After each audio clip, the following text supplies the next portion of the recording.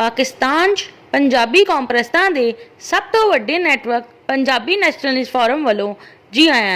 पंजाबी कौम नूं कौम परस्ती की सियासत क्यों करनी पै रही है? कौम परस्ती की सियासत दूसरी कौम की सियासत जुल्मो ज्यादती जबरो इस्तेहसाल ते ब्लैकमेलिंग करन या दूसरी कौम तो अपनी कौम नूं जुल्मो ज्यादती जबरो इस्तेहसाल ते ब्लैकमेलिंग तो बचाने के लिए की जाती है। पाकिस्तान की 60% आबादी पंजाबी है।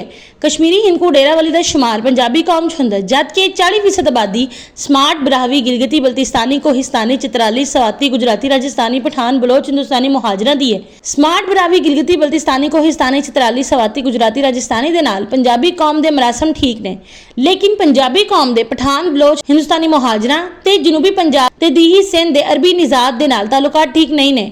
पठान, बलोच, हिंदुस्तानी मुहाजर ते जनूबी पंजाब ते दीही सिंध दे अरबी निजात कौम परस्ती दे सियासत के जरिए पंजाबी कौम दे नाल जुल्मो ज्यादती जबरो इस्तेहसाल ते ब्लैकमेलिंग करते हैं ते हुण भी कर रहे हैं।